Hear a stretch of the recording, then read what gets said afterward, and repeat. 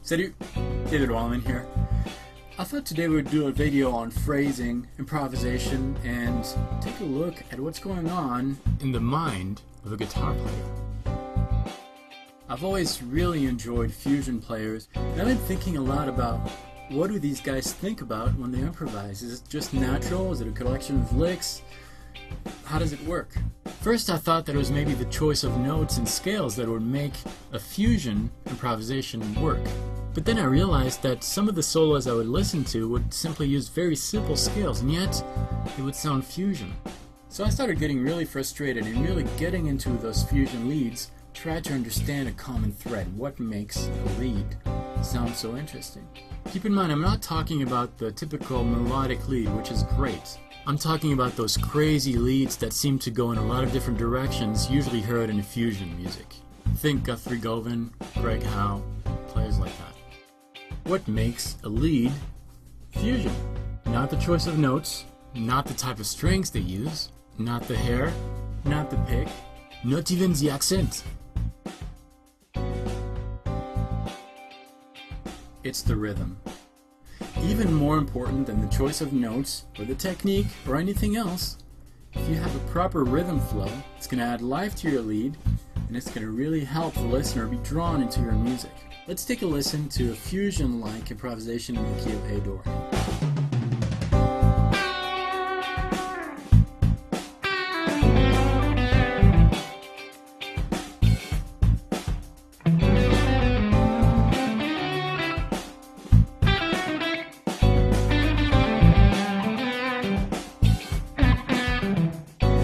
Notice that even though we gravitated around the notes of A-Dorian, a lot of notes were kind of outside and not really fitting that.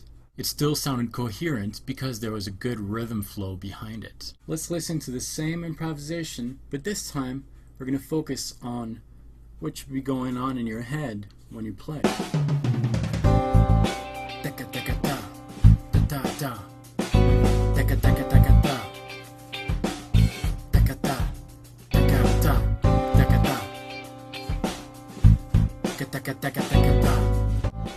So, when you want to improvise and sound fusion, sound coherent when you play, more importantly, the notes you're playing in your head, you should have a steady flow of rhythm going on. And as you're playing, you should play the rhythm motifs that you're singing in your head.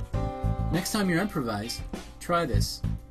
Over the beat, you're going to sing in your head the fastest notes that you're comfortable playing. Let's take 16th notes. That constant rhythm flow should always be in the back of your head. And when you're playing over your backing track, the only rule that you have is to play a note only falling on one of those divisions.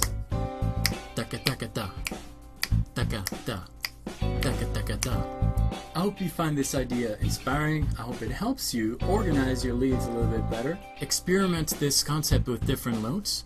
Try to stay for the most part inside the scale. This type of phrasing is going to work great over static backing tracks made of one chord vamp. You can get the backing track I improvised over for free on my website, davidwallman.com. You'll also find on the same website a downloadable pack made of several backing tracks written in the same way. Practice well, develop these concepts slowly, have fun with them, be creative. I'll see you next time, and until then, salut!